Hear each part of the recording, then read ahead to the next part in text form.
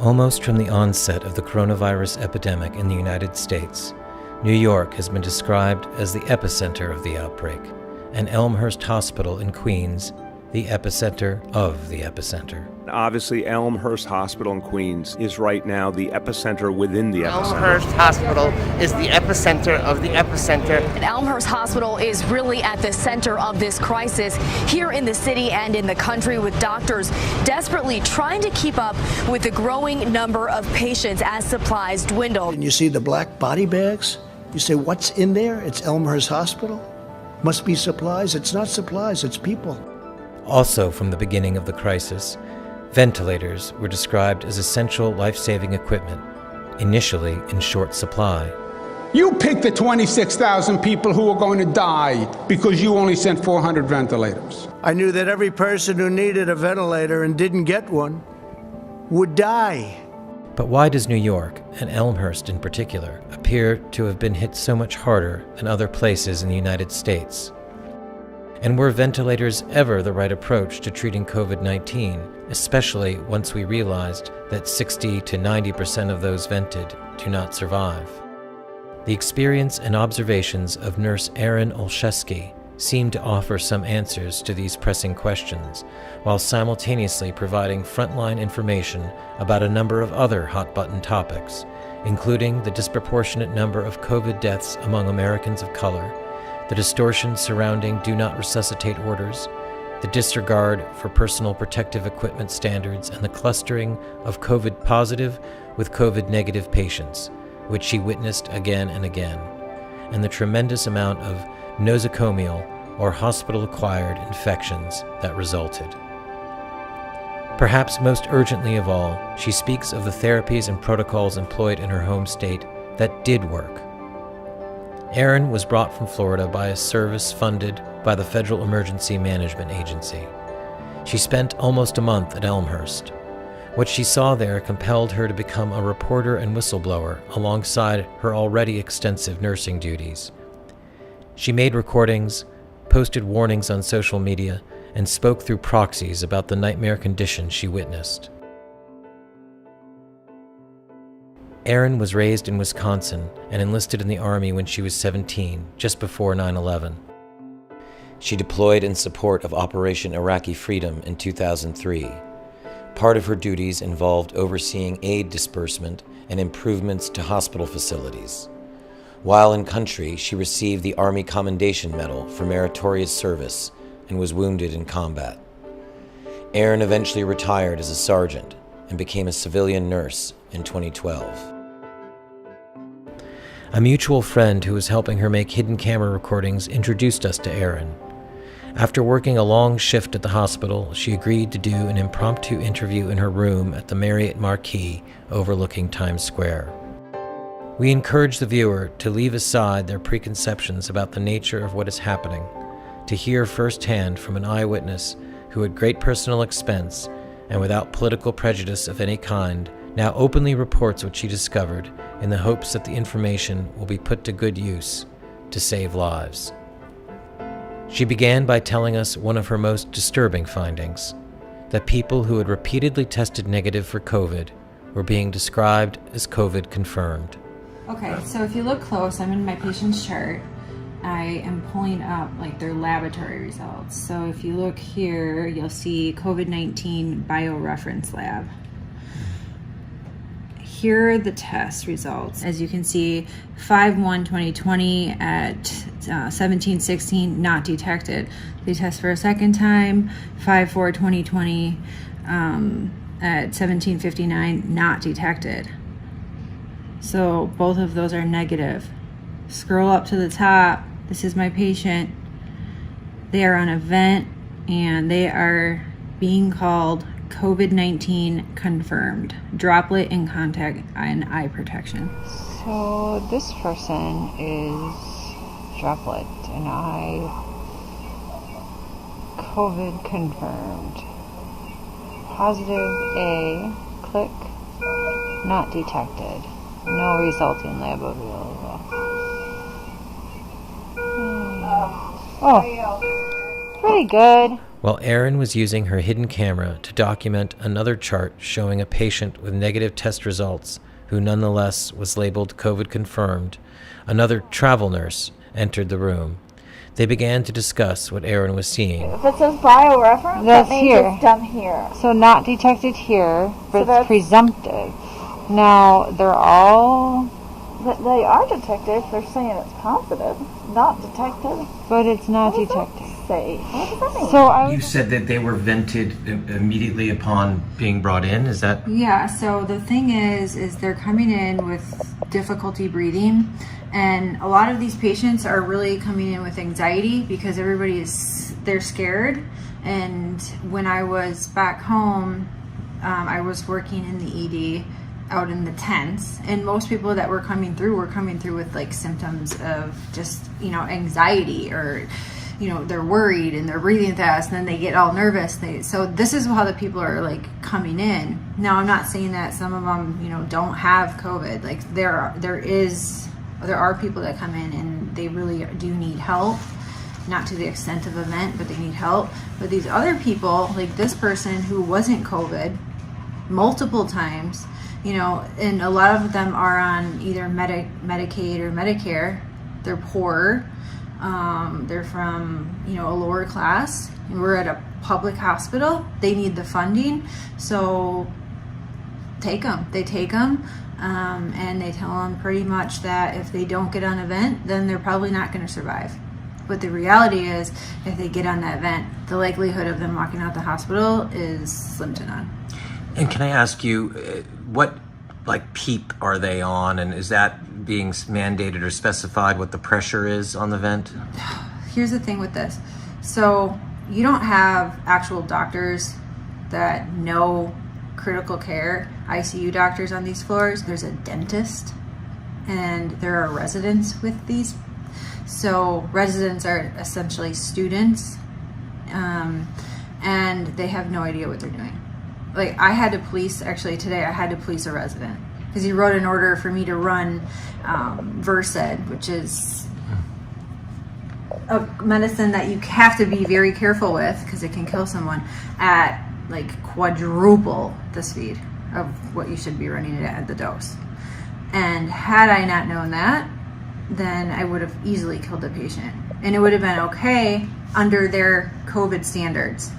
So everything is kind of a wash. Nobody's held accountable for anything, and these people that are at events are essentially being like, these residents are like practicing their skills on them. So they're practicing central lines, they're practicing like invasive procedures that are really unnecessary. What is the percentage of Black, Latino, white? What's the racial composition? Hispanic and Black for the majority. And what's the age range? And Asian. And what's the age range?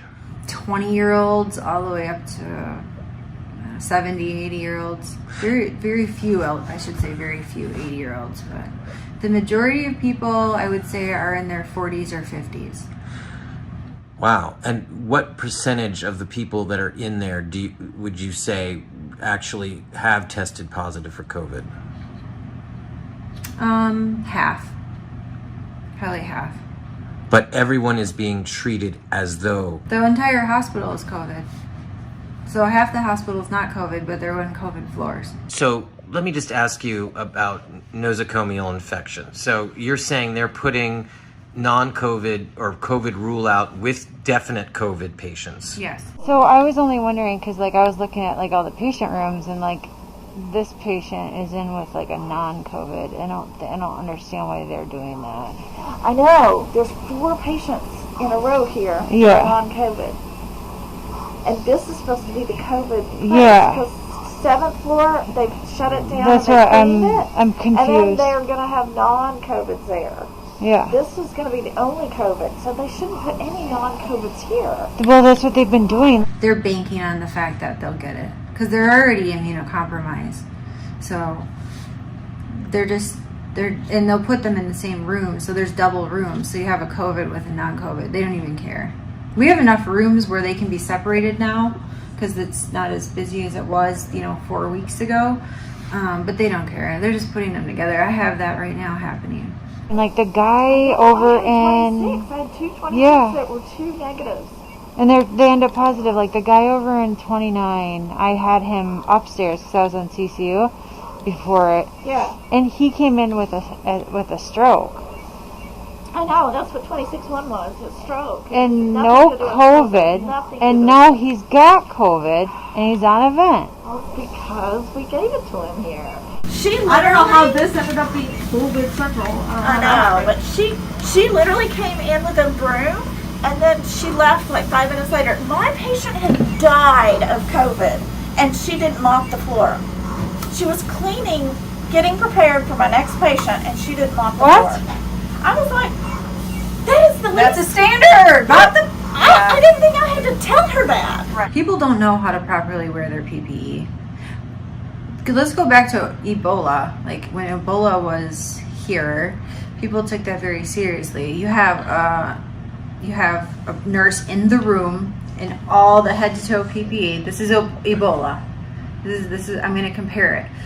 And you have another nurse that's outside the room handing supplies. You know, the clean nurse and the dirty nurse, right?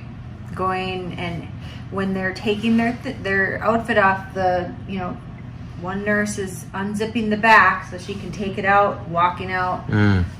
They're not doing that here. We're wearing like our scrubs, and then we have maybe like a net top. Our pants are exposed.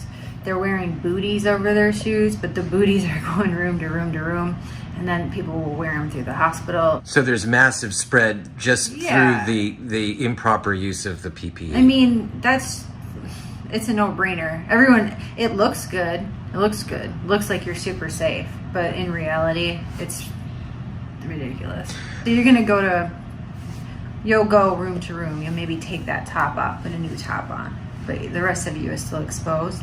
But I mean, why are they doing this? I know. Suspected, and then there's like, principal hospital, does that mean like a nosocomial? Is that what that means? Like we have in the United States, and we've had it for a while, a rapid test. It's 45 minutes. Do you have COVID, don't you? They're not doing the rapid test here. They're not? No. Okay. At Elmhurst, you've never seen them? Nope, they don't do it. It's too expensive. They do 5-day. It's like 5 to 7 day turnaround. In the meantime, they admit them onto COVID units. So non-COVIDs, the rule-outs are going to COVID units and waiting for the results. Even though we have a rapid result, which is 45 minutes, and they're not doing it. No, not one.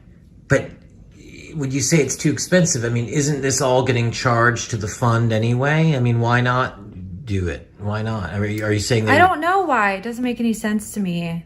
I asked that doctor about it. How come you guys don't do the rapid test here? Because city place, I mean, it exists. It's just they don't have access to it. There's only limited supply, so if you have deep pockets, you get it first. Oh, so money. Most times it's money about everything, yes. That's sad. It's the reality. I compare this hospital to a third world country. I've been in a third world country hospital in Iraq. The Iraq hospital is better than this one, and that says a lot. I've been there. I've been in both hospitals, and this is in the United States, and this hospital is treating low income, mostly people, and it almost makes me feel like they think these people are disposable, and they're not. They're people. You know, people are not disposable, you know, especially the ones that are struggling day in and day out, the hard workers, you know, like trying to reach that American dream, and they're not given a chance because they're brought to this place where nobody cares. And is there an understood financial incentive to diagnose COVID? Yeah, of course. So in the hospital that I'm in right now, it's all COVID at this point. Every single floor is COVID, and they made it that way, obviously, for a reason, in my opinion. But a person cannot come to the floor unless they have a COVID diagnosis. Is the reason, did they not want to cross-contaminate? Would that be the legitimate reason why you would create an all-COVID floor? Here's why I will say no to that, is because they're admitting people for, quote, COVID rule out. So this guy was probably admitted COVID rule out, tested him, they saw that it came back negative. They probably already did something where they needed to now call him COVID, in the hopes that if they're putting him on a COVID floor and there's nurses going room to room to room, he will get it, and then they'll be back to when he does pass that he did have COVID. Yeah, I mean, that's quite a charge. I mean, what makes you think they really want them to get COVID? Because money. Money. I think it's at least $29,000 per patient, and then you have to think you are also charging supplies and more supplies and more supplies. That's just like a bonus money. But but the residents aren't getting that, right? I mean, why? Oh, that's the thing. And I actually I've went at it with a lot of residents already, and they're order followers. So there was a resident, and I have this on tape. I taped it because it was just so disgusting to me. A 37-year-old, which is my age, was not a DNR. He has a full code. His family in depth discussed with the doctors that they want us to do everything they can to save him. He came in talking. He was very terrified. He was just like, totally alert, knew what was going on, and they convinced him to be on a vent. Now he's dead.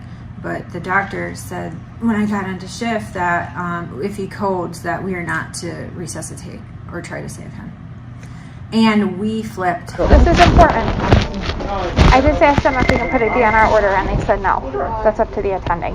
Okay, so we're going to code him. That's what I said, and they said no, we're not. I said yes, we are. We're obligated to.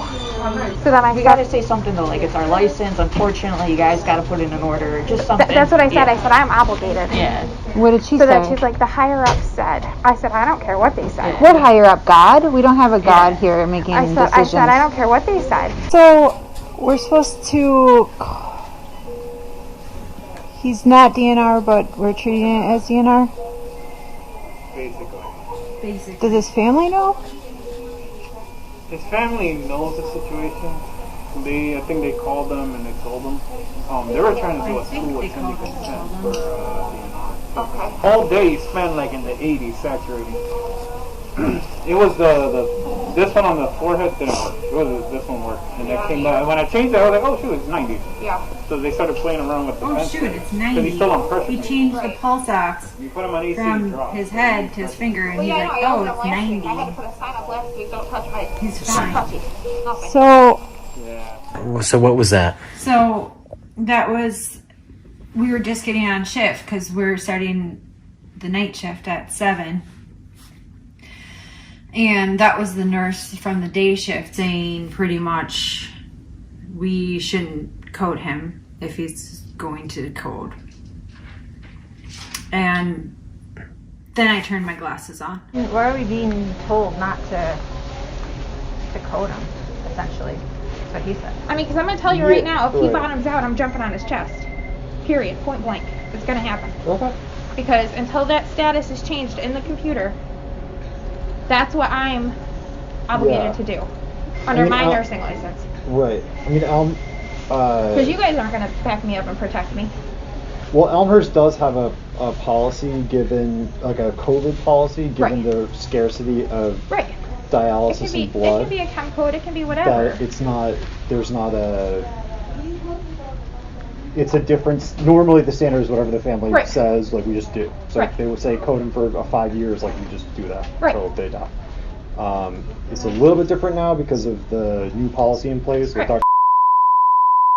put in place, which is that you don't need full family like you can just tell someone that it's medically futile and that we're not willing to just pour blood and resources into something that would be impossible to get back. Right. But look, it's brutal. He's 37. I mean, it's brutal. Well, so they tried. Said, well, our higher ups have agreed and our attendings agree that this is futile care at this point. He is not going to make it. I said, he doesn't have an epi drip going. He doesn't have anything to sustain going. And I said, and who decided this? And I said, can you put a comfort care order in then? No, we can't do that. Can you put a DNR order in? No, we can't do that. I said, so what's our plan? Do we have to modify? She goes, well, he's dying. And I'm like, I understand that, but there needs to be an order indicating that either I'm doing compressions or I'm not doing compressions. Well, I can say that we can all be in agreement that we will do it. I will definitely. Yeah. Because I'm going to jump on him. Yeah. So will I. I'll go right with you. I don't care. That's what we're here for. I'm not playing like these until stupid they games. change his status that he is a DNR, and they can do it through physician consent if they've talked to the family. Yeah. But until they change it, and I see it, he's a full code to me. We know when someone we're close. We'll pull the code card up and be ready. You know, we're ready. I had the epi ready. That's one of the first things we do. And she wouldn't let me give it. So this was that woman. And the entire time, and this was over his body, his alive body. And we're arguing and she's laughing. She was smirking. And how this man died was the nurses arguing with the doctors over him as he was dying, and she's smirking the entire time. It was probably one of the worst experiences in my entire life. But all I can think about is that at least he knows that we were fighting for him when he died. You know. But this was my conversation after what happened, and the guy I told you about earlier that had pulled his tube out, he was up at that point. Like, he was on the same floor. He had pulled he was the one that they wanted to sedate. So at that point he was doing better where he could walk. This doctor had put a diaper on him and told him to poop in his pants. So after the code, I went to go check on him, and he goes, I have poop in my pants. I'm like, why do you have poop in your pants? And he said that because the doctor told him that he has to do that, and I just lost it. It was her. This is wrong. It is straight up it is wrong. And I am 37 years old. I have been in a hospital since I've been 16.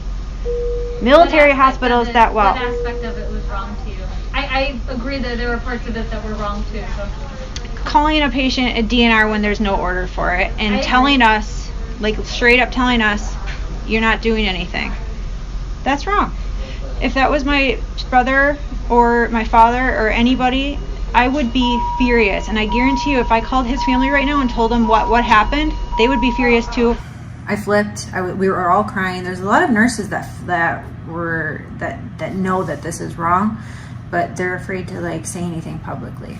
She said, when I was talking to her, she said, we're not always given the orders. It comes from the top down. And I was thinking, that's my exact problem with everything. Where's it coming from? What's the purpose? Are you guys really trying to kill everybody like everybody thinks? Within our unit, it was a big fight, and ultimately the kid died with us over his body arguing about this. It goes over there. Yeah. And the doctor will just write it up that we Yeah, I don't trust him though, because I don't know him. I'm sorry, I'm not doing that. There's a doctor that came upstairs that I had worked with prior. He was working in the ED and heard what happened. He came into the room with me and told me that what I did was good, and that, you know, so there are good doctors in here. You know, I guess the word traveled after this. You mentioned earlier that this is a common occurrence where people come in able to speak and they just have low oxygen levels and they're put on a vent. So what's going on there? I don't know. I honestly have no idea how. They're assuming everybody is just the same. There's no individuality anymore. These residents I think a lot of them are just stone cold. You know, there's no emotion, and they don't view people as people anymore. And it's really sad. Like I came a little bit later, you know, after the big rush, but there was still a lot of people coming in, and a lot of us were just in shock. Within the first couple days, you could see exactly what was going on. My bigger problem with this whole scenario is when they intubate people who don't need it. Yeah. And it looks very clear to me that they're just pushing it.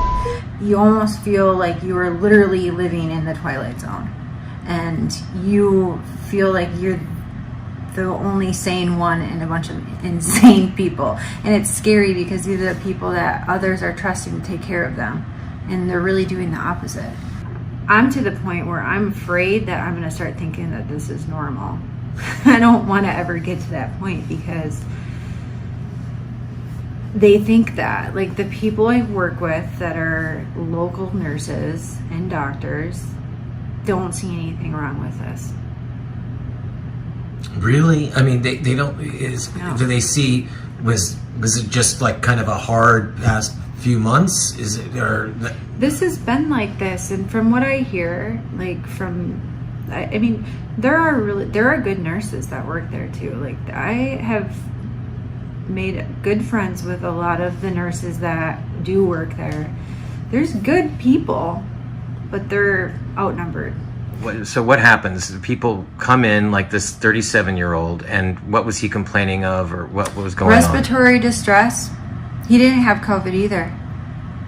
He did not have COVID. And how do we know that? I took care of him. I have the same type of results from his chart as I do with my other patient. It was like the day before intubation, he was fine on the rebreather. And then they intubated, and then he got a pneumo, and then they put in a PEP tube, and then it's been shipped. And now he's 37 years old and dead. Because that's what I'm seeing, like all these negative tests, and they're putting them on these vents. Hopeful that they'll get it. They're being put on these COVID floors. It's murder. It straight up is. It is setting these people up for failure based on money. But Medicaid is who pays out, or who's paying this bonus of $29,000? I believe it's Medicaid, Medicare. It's government money, but I don't know exactly where it's coming from. But I know that it is. But I know the orders are coming from the above, someone above, and everybody says that it's someone higher up. I'm like, good, call them. Like during that DNR when they're telling us, or the full code when they're telling us not to, you know, do CPR. I'm like, all right, call your higher ups then. Let's talk about. And they wouldn't, because they're all scared. Everybody's scared. And everybody's scared to stick up for themselves. And I've called a lot of doctors unethical to their face, and they deserve it.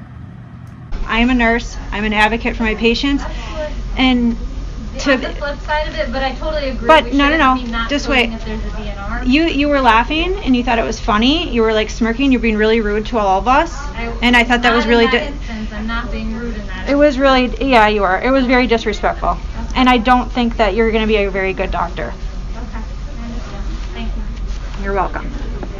I hope you learned something from this.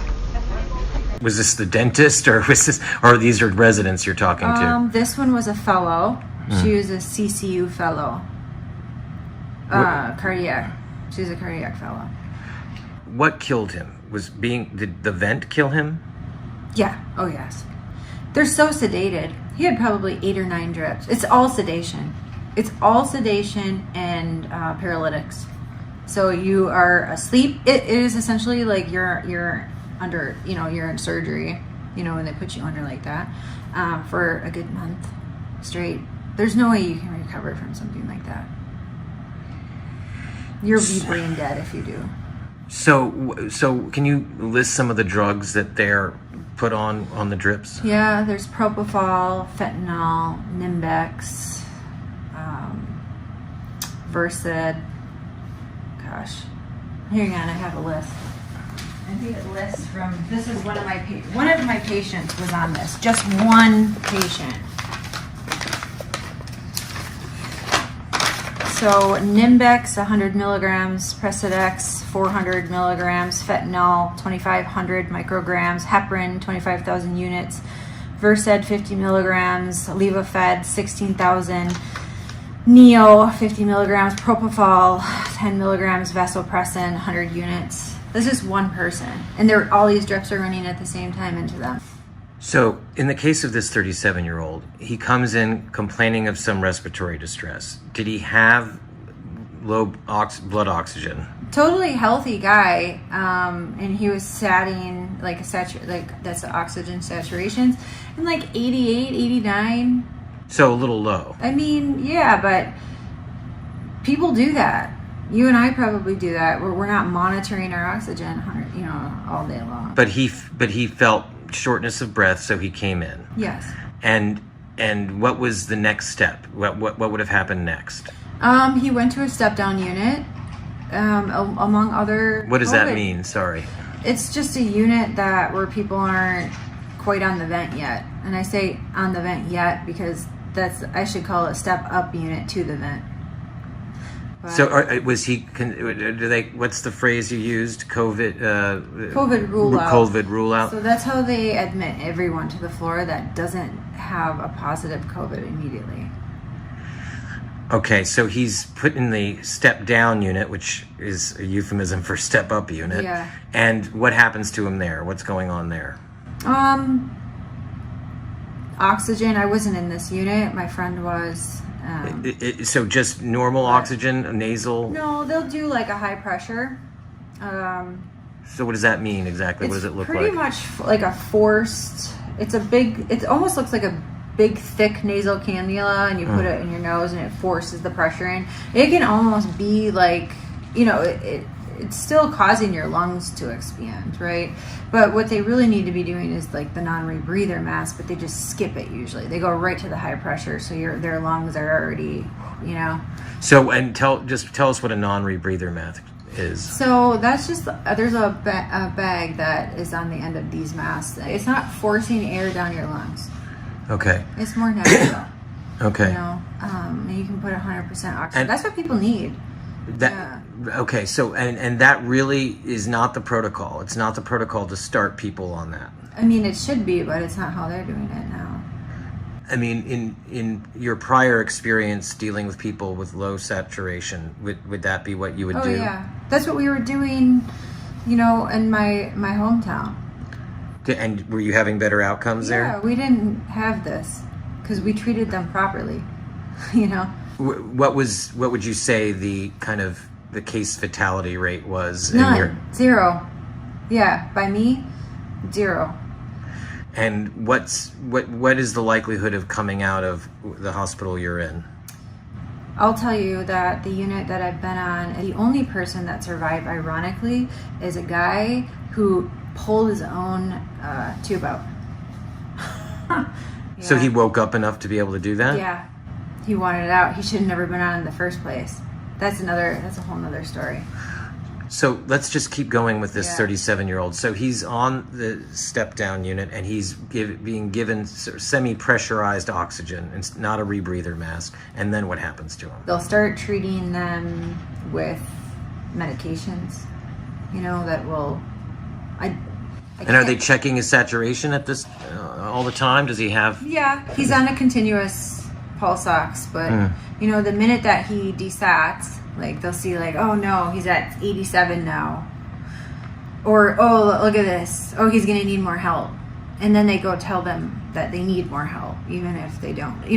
It's ultimately what it comes down to is like people being just lazy and wanting to treat. They just want to treat. Is there any incentive to the? Okay, you're saying that the incentive for the residents is kind of experimental almost. They're order followers, and they're like they want to please. That's what they're doing. They want to please, and like the protocol of that hospital is to treat. To treat invasively according to this protocol. And do we know where this protocol originates? I mean, because obviously the governor was talking about getting vents. Everyone was talking about getting vents. So this seems like this comes from very high up. Yeah, I mean, if you're gonna tell somebody, the entire world essentially, especially the entire United States, when they're like, we need the vents, like, if you tell people something enough, they're going to start believing it. So that's exactly what happened. Tell me why Cuomo immediately thought 2 months ago that they'd need 30,000 beds. How do you just come up with a number? Cuomo's an idiot too. Well, Medicare is paying them more money for people. 29,000 a bed. So our 37-year-old, what happens to him next? So they say, okay, it looks like he's at 87, he needs more, and so is that the point at which they would intubate him? Yeah, that's when he stepped up. So he stepped up to the ICU. He steps up to the ICU. For ICU. more care, right? They start off with a little bit of like muscle relaxer, and he's woozy. You have to remember there's no family with these patients, so they're alone and in hospital by themselves during a pandemic that they're terrified of already. That's likely what brought him in the first place. He's totally healthy otherwise. And then you have doctors. They think they're doctors, but they're resident. Technically, they're doctors with absolutely zero experience. I've had to teach residents several nursing skills, telling them that they have a choice, they could likely die from this, or they can be saved by, getting a tube, and that will help them breathe. They don't call it ventilator. We can give you a little help breathing, and that's it. Then they get the sedation, and they go to sleep. And that's it. They don't wake up. He's in a body bag.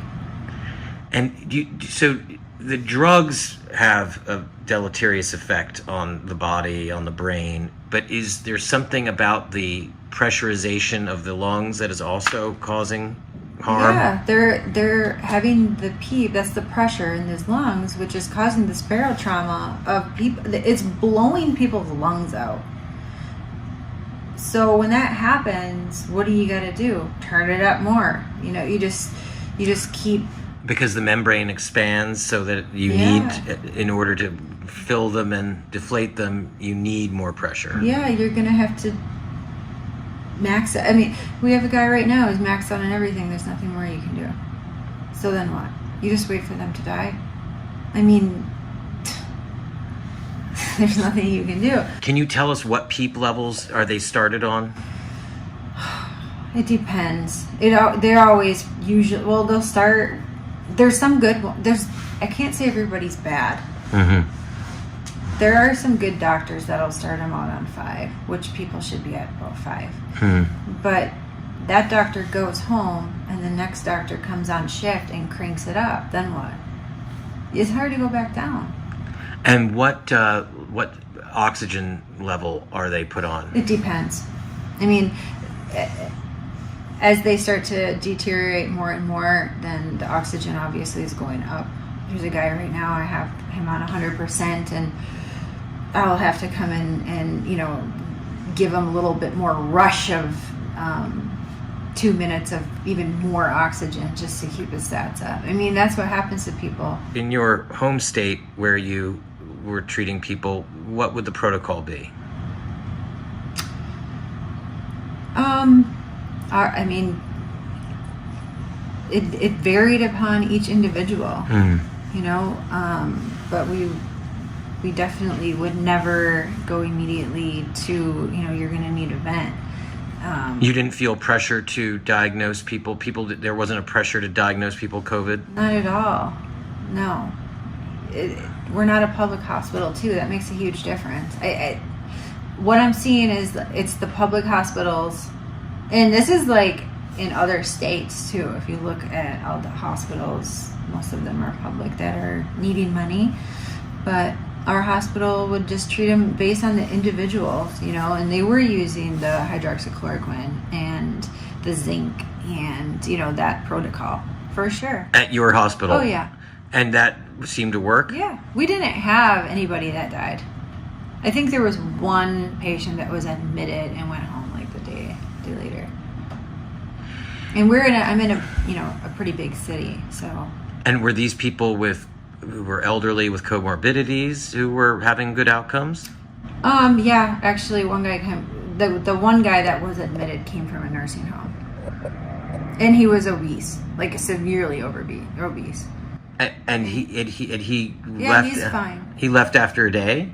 I think it was like a night, maybe 2 nights max, but. And what do you remember what he was treated with?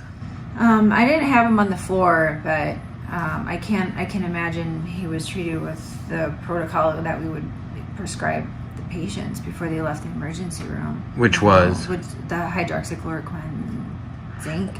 Why do you think that's been demonized so much? Because it's working, and then people wouldn't need vents. I don't know. Only on 2 tonight, a Houston hospital is having success treating the coronavirus patients. In fact, its recovery rate is perfect. Fascinating, isn't it? To treat patients here, Dr. Veron is using an experimental drug protocol. It's a cocktail of vitamins, steroids, and blood thinners. Each patient also is getting hydroxychloroquine, the malaria drug touted by President Trump.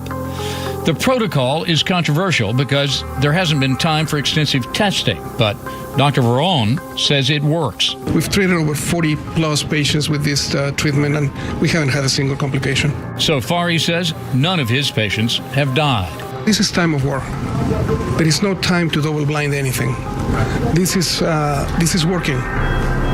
And if it's working, I'm going to keep on doing it. What we're finding clinically with our patients is that it really only works in conjunction with zinc. So the hydroxychloroquine opens the zinc channel, zinc goes into the cell, it then blocks the replication of the cellular machinery. You're prescribing it, and it is working for COVID-19 patients. Every patient I've prescribed it to has been very, very ill, and within 8 to 12 hours, they were basically symptom-free. And so clinically, I am seeing a resolution. That mirrors what we saw in the French study and some of the other studies worldwide. But what I am seeing is that people are taking it alone by itself, it's not having efficacy. Okay. What can you tell us about any confirmed COVID cases that you've seen? Both in your home state and here in New York, what have you noticed about them, and what do their stats look like? Okay, so the real confirmed COVIDs that come in, like, you immediately know that they're COVID because they cannot. They can't breathe. They literally can't breathe. So they do need that non-rebreather mask, or their stats will quickly drop to 60s, 70s. You want to be at around 90 to 100. So they can't talk even. Some of them can talk. A lot of this is anxiety. But the problem with this is they were being told, the public has been told to self-quarantine, right? Stay home. That's a problem because these people could be getting early treatment. This clinical trial is emerging that appears to show that it decreases severity early in the game, before you end up hospitalized, before you end up on a ventilator. And they're not, because they were told to stay home. So now they're getting really, really sick, and they come in on an emergency status. They waited too long. If they didn't wait too long, they're easily treatable. And easily treatable, you feel, with some of these treatments, like 100%. zinc and hydroxychloroquine, and It's working. I mean, it's been proven to work. There's a doctor, I think, in Texas that's using that protocol and a shot in the butt, of antibiotic shot. I don't know exactly which one she was using, and she's successfully treating. And she was saying that the pharmacist now is calling her every time that she prescribes, the hydroxychloroquine, and asking what the diagnosis was of the patients in order to give it to them. I'm like, that's a doctor-patient relationship. So the pharmacist, I guess, was told to do this. And, in New York, the governor said, pretty much put a ban on it. So why? What made him, a medical professional now to make these decisions and intrude on the doctor-patient relationship? Because I know. I've seen it. They want a vent. He wants to be right. They requested all these vents. They want to use them. As part of the same executive order that granted hospitals near blanket immunity from malpractice litigation during the epidemic, Governor Cuomo singled out hydroxychloroquine as the one drug that could not be used as an off-label therapy for COVID-19, except as a part of approved studies. The order was issued ostensibly to prevent hoarding, so that those who take this decades-old, inexpensive treatment with a long safety record for approved conditions like lupus would have access to it. He later amended the order to allow hydroxychloroquine's use in later-stage patients in hospitals, but not in early outpatient treatment. Both hydroxychloroquine and chloroquine had shown efficacy in the prior SARS coronavirus epidemic, and studies in France and other countries had already shown its effectiveness for COVID-19. But instead of making research and production of a promising therapy a priority so that there wouldn't be shortages, vents became the near-exclusive focus, along with the search for a vaccine. This has been true even of President Trump, who, despite his public cheering for hydroxychloroquine, has not made it the focus of warp speed funding and testing. A number of U.S. studies have shown the promise of hydroxychloroquine-based therapies, most recently a Yale University study focused on early treatment.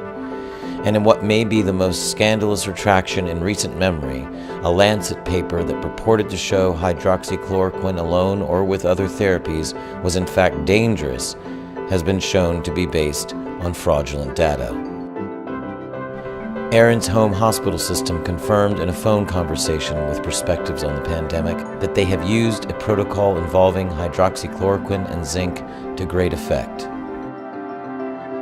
Because in your view, this should be an individually decided doctor-patient choice. Everything should be that. I mean, there is no reason that any government should get in between a doctor-patient relationship.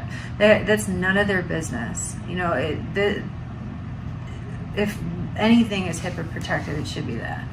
I mean, when you think about it, it's sickening. It's the same reason they won't use like other treatments that are successful around the world. And I had a conversation with a doctor about this. Are you guys doing like different sorts of like treatments? Because I know like nothing works.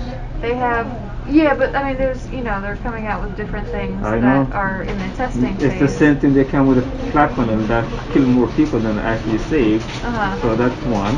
And he said that they don't work anyway. And I told him, well, obviously what you guys have going on here isn't working.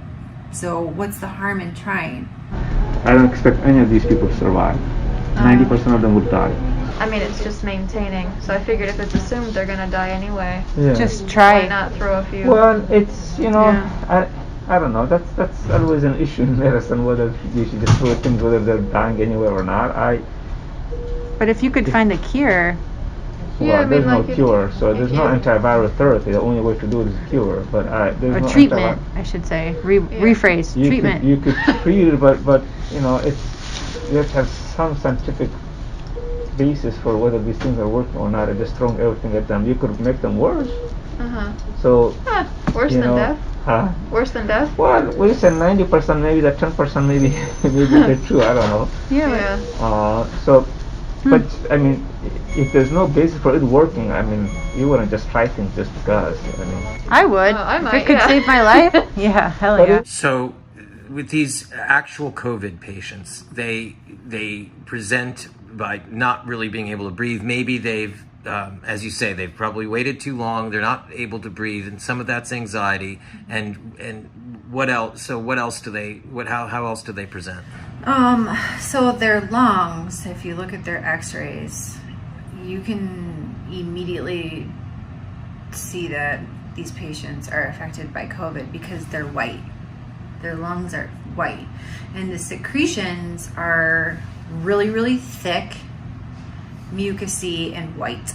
And that's what the photo or the x-ray of these lungs look like. And what does a white lung mean? What is that? Is that mucus? Yeah, in the lung? it's coated. It's almost like their lungs are coated. So that makes it hard to obviously transfer oxygen into the bloodstream. And so they've got very mucousy lungs. And how do you deal with that? Is that what hydroxychloroquine and zinc do? Or? I mean, those treatments are for beginning stages. Like once you get to the stage where your lungs are looking like that and you're having a lot of trouble breathing, there are proven treatments that have passed 3 trials in Asia through Dr. Chang. He's a US board certified physician. Is this like extremely high dose IV vitamin C. He's successfully treating people with that. And what that's doing is it's giving your body, essentially your lungs, like the power, the antioxidant power to kick it out, while you can be getting IV antibiotics to be treating this and getting rid of it. But they don't want to have anything to do with it here. What they want to do is just throw them on a vent and sedate them.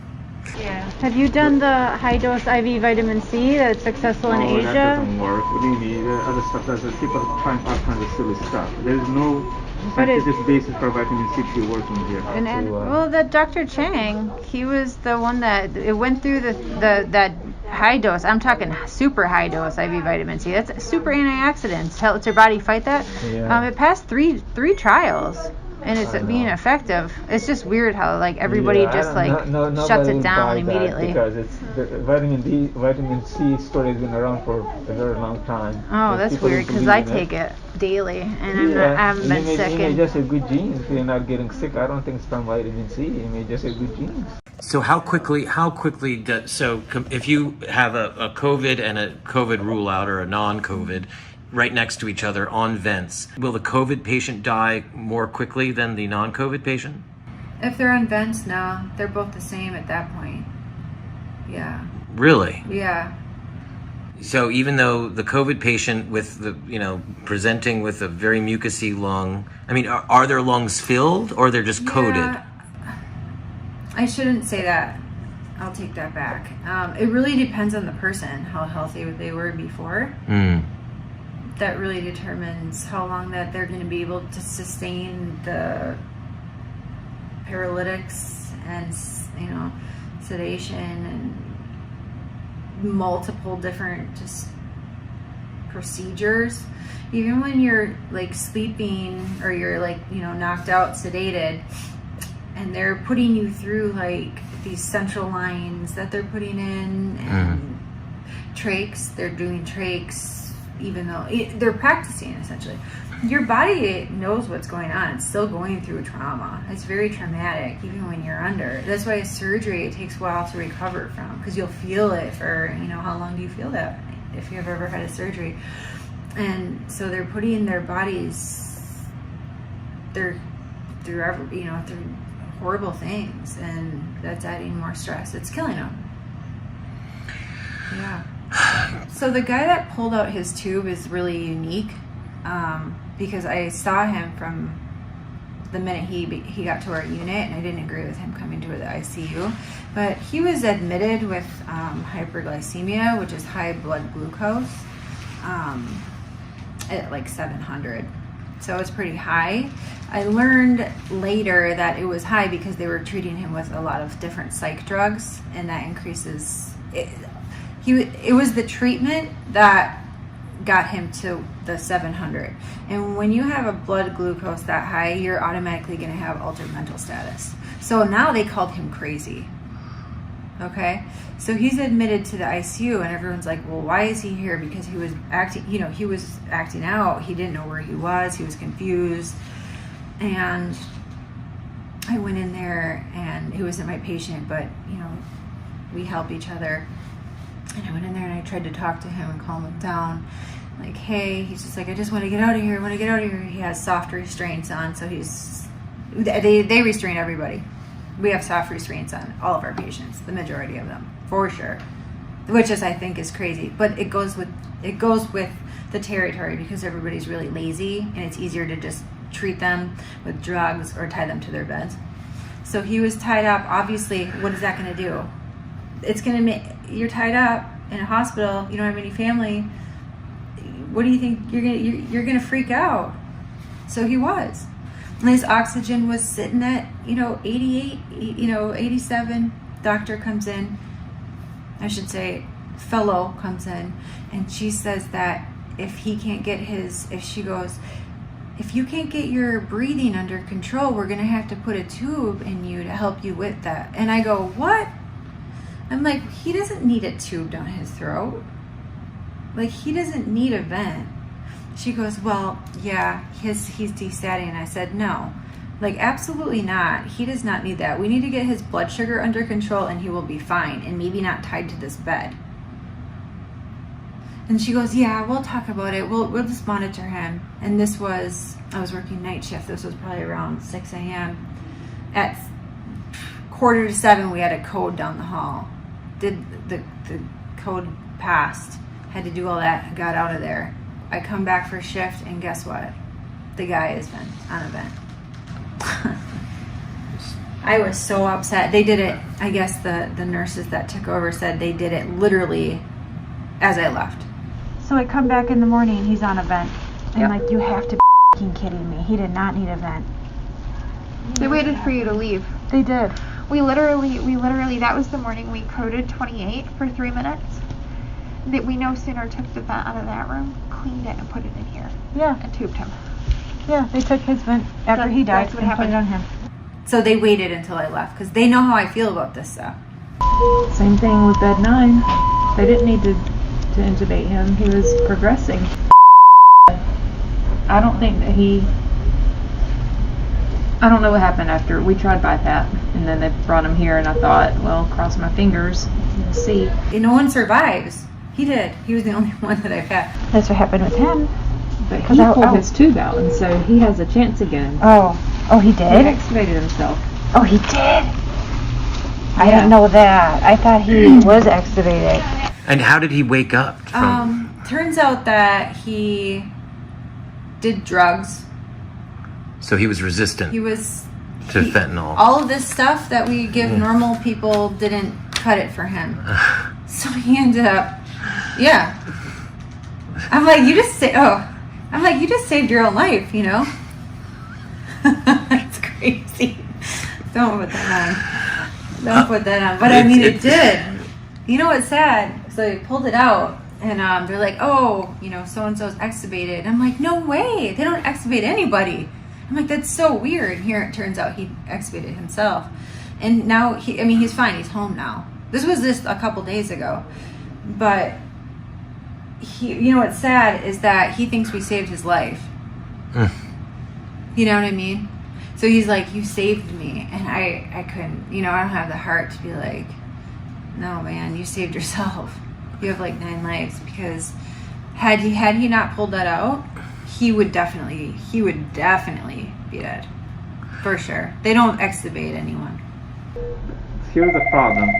Not a single patient here, since this thing began, has been discharged or successfully extubated. I asked the nursing supervisor for a sitter for the guy that pulled his tube out, because when they're waking up, they can be extra, I should say, where they need a little bit of extra attention. And I asked her for a sitter, and she told me that I didn't utilize all my resources first, which was Haldol, all the psych drugs to like chemically, put him to bed. Your Florida hospital was literally having to furlough people? Yes. What was happening is, obviously, they shut down all elective procedures. But they were also waiting for the wave. They called it the wave. So we were preparing, and we were in tiers based on our experience. So we were tier 1, tier 2, tier 3, tier 4. And I was tier 1 because I have the, military trauma experience, ICU experience, so on and so forth. So I was working, throughout the hospital, training in other units, cross-training. Ultimately, it was to get hours. It was what? It was to get hours. Yeah. This is what the hospitals were doing. They're like, okay, we're going to give our employees hours this way to cross-train them for when the wave hits. And then that wave would get pushed back another week, and then it get pushed back another week. And the units that we were floating to, like cross-training, they're like, what are you doing here? We don't need you. So I felt like I was wasting my time and taking up other people's time that were trying to get ours too. And this opportunity presented itself and I took it. Do you think that the reason you never got a COVID wave in Florida was because of any of this lockdown? Or, I mean, I know you're not an epidemiologist, No, but what do you think was going on? I live right by, and that was like worldwide news. People were at the beach. I was one of those people at the beach with my kids. Sunlight, it's vitamin D, it's good for your immunity, fresh air, salt water, all these things are really good for anyone's, immune system. You have to be out. Mental health, we were all at the beach. And so people, if there was a lot of transmission going on. Wouldn't you think our hospitals would be flooded? They were not. I'm right at the beach. I'm right by the beach. Didn't happen. Because the lockdowns happened after all that, and it was spring break. The beaches were packed. I mean, there's people from all over the world. Tons of New Yorkers live by us. I know I'm asking you to speculate here, because you really feel there is a new disease called COVID-19, do you feel that that's the case, or do you think that this is, I know there's a lot of mislabeling and I know all that, but there really is something new, right? Yeah. So, okay. Yeah. Okay. And why do you think it, places like New York got, we can see that what you were describing at Elmhurst was that they were packing people in together. And so that would cause spread. But why do you think a place like New York got hit so much harder than other places? I thought about that already. What I found is that before this happened, because it didn't make sense to me. I'm sitting at home, I'm waiting for work, I'm stressing out. A lot of my friends are doing the same. So I'm digging. I'm why is New York, what is it, because there's that many people crunched in together? But ultimately what I found is that the hospitals here were already struggling. I think they shut down multiple hospitals because they couldn't afford to keep them open. So that made sense to me, even though I didn't want it to make sense. There's really no other rhyme or reason, because But do you think we really do have many more cases, regardless of whether or not, people went to the hospital? I think they're forced cases. Sure, people are coming in with COVID, whatever that may be. It is something. But not everyone, but they're admitting these people. That's the difference between New York hospitals or these, Michigan, the states that were, hit the hardest, quote. They're admitting these patients as possible COVID, calling it COVID. Or rule out COVID. When they maybe just had a little congestion.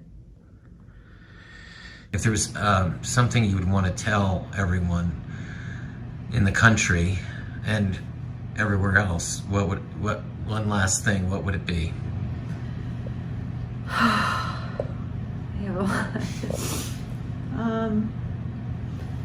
would say this is the one thing that I've had a struggle with, is if someone like me or anybody is trying to tell you something that might go against your beliefs, just listen, really just take it in, and instead of jumping on it, think on it for a night or a day and look into this stuff, and ask people about it. Not every nurse is going to have the same experience. A med-surg nurse that's on the floor, even in my own hospital, has not had the same experience as the ICU nurses have. And once I sit down and explain it to them, it all makes sense. They're like, yeah, that makes sense. We see that because we'll send them to your, you know, so just think about it, you know, and be respectful, and like, we don't want to, no one wants to put themselves in a situation like this, you know, and it's really hard. And this is the reason that a lot more people and nurses are afraid, because people are so quick to, you know, defend something that they don't really understand. What are you referring to in particular? Like, well, this protocol, or what? Like I referred to earlier, if you tell people like something enough over and over, like the media was telling people, you know, vents, and then you say as a nurse, no vents, you know, it's not a good, it's not a good position to be in, because I'm going against what the government says. But does the government really have everybody's best interest in mind? You know, are they thinking of, you know, the 57-year-old grandma that, you know, didn't have to die, or the 37-year-old that was totally fine when he walked into the emergency room and he didn't have to die? You know, are they thinking about, you know, maybe the guy that had a drug problem that didn't have to be vented, but he saved his own life? I don't have anything to gain. I have everything to lose by sharing what I'm sharing right now, you know, but so be it, you know. I think it's important that these families get closure, and I hope that someday they'll be able to, you know, hold them accountable for what they did. A few days after we recorded this interview, Erin began to feel that her time at Elmhurst was drawing to a close. Her vocal questioning of hospital procedure and her efforts to get the word out on social media were getting noticed. She made this recording on what ended up being her last day at the hospital. I've been taking care of a patient for like a week right now, and this is my and I called them. And he's been doing great. He had a trach put in, and he's been doing great. He's been talking and or communicating with me. He's telling me, laughing at my jokes, and talked to his kids on FaceTime a couple days ago. And I told his kids that he was doing fine. And he was. And today I was giving him, and they came in and they told me that I need to leave the room and I have to give report to somebody else. They took me from that unit and they put me in the emergency room, and they don't need me there, but they put me there, and I'm not even there 20 minutes. I'm not even there 20 minutes, and I hear a code being called in my room that I was just left. And it's him. And he was fine.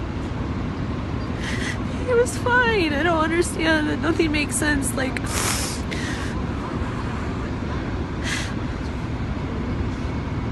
Why would they take me out of his room and put me in the ED? And then not 20 minutes later, he's dead. It doesn't make sense. Did they kill him? He was my one patient that was gonna live. He shouldn't have died. I don't know what they did to him. Something's not right.